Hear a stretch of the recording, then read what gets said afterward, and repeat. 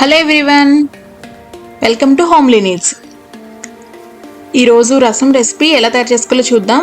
ఇది నీళ్ళచారు అని కూడా అంటారు.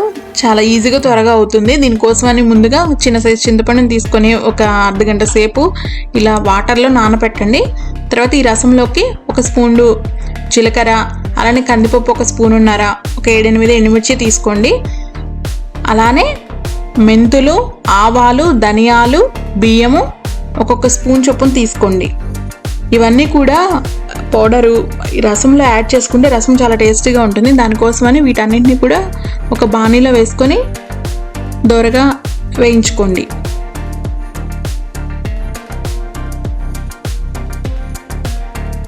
చూస్తున్నారు కదా, ఈ విధంగా ఈ కలర్ వచ్చే వరకు వేయించుకోండి. అవి చిటపటా అంటుంటాయి. ఆ టైంలో స్టవ్ ఆఫ్ చేసేసి చల్లారే వరకు పక్కన ఉంచండి.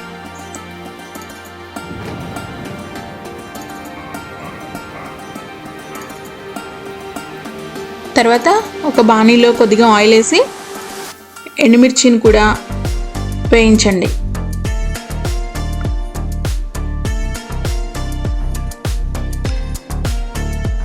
ఎండుమిర్చి వేగిన తర్వాత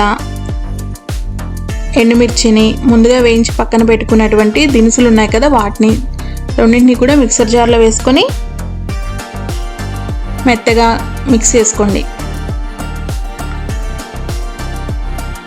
చూస్తున్నారు కదా, ఈ విధంగా మిక్స్ చేసుకోండి.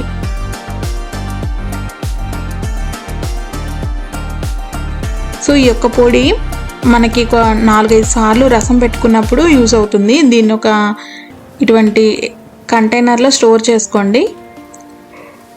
మనకి ఒక స్పూన్ వేస్తే ఈ రసంలో సరిపోతుంది.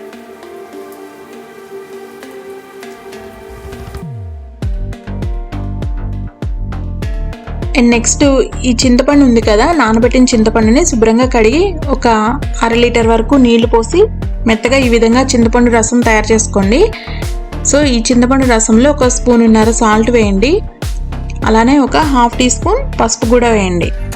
దీన్ని స్టవ్ మీద పెట్టి మొత్తం ఒకసారి కలుపుకోండి. దీన్ని హై ఫ్లేమ్లోనే ఒక 10 మినిట్స్ పాటు వేడి చేయండి. ఈ విధంగా మసులుతున్నప్పుడు ఇందులో ముందుగా తయారు చేసి పెట్టుకున్నటువంటి పౌడర్ని ఒక టీ స్పూన్ వేసి మొత్తం ఒకసారి కలుపుకొని మరొక 10 నిమిషాల పాటు మరగనివ్వండి. ఒక 10 నిమిషాల తర్వాత దీనిలోకి సన్నగా తరిగి పెట్టుకున్నటువంటి కొత్తిమీర యాడ్ చేసుకొని ఒక 2 మినిట్స్ పాటు కాగనివ్వండి.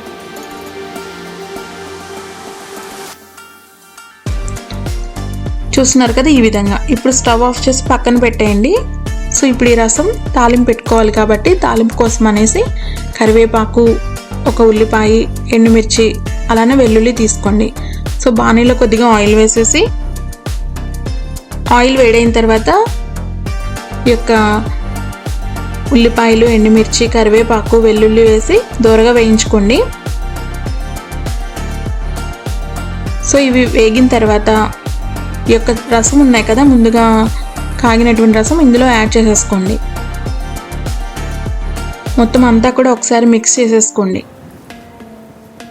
సాల్ట్ సరిపోయిందా లేదా అని ఒక్కసారి టేస్ట్ చూడండి. సరిపోకపోతే కొద్దిగా యాడ్ చేసుకోండి. ఈ రసం చాలా టేస్టీగా ఉంటుంది. అప్పటికప్పుడు ఫ్రై కర్రీస్లోకైనా సరే ఇటువంటి రసము చాలా టేస్టీగా అనిపిస్తుంది. మనం వేసినటువంటి పప్పుల పొడి ఉంది కదా, అది చాలా రుచినిస్తుంది. సో చూస్తున్నారు కదా, ఇంత ఈజీ రెసిపీని మీరు కూడా ట్రై చేయండి. ఈ వీడియో మీకు నచ్చినట్లయితే ప్లీజ్ లైక్ చేయండి, షేర్ చేయండి. అలానే ఇంకా సబ్స్క్రైబ్ చేసుకోకపోతే సబ్స్క్రైబ్ చేసుకోండి. Thank you for watching.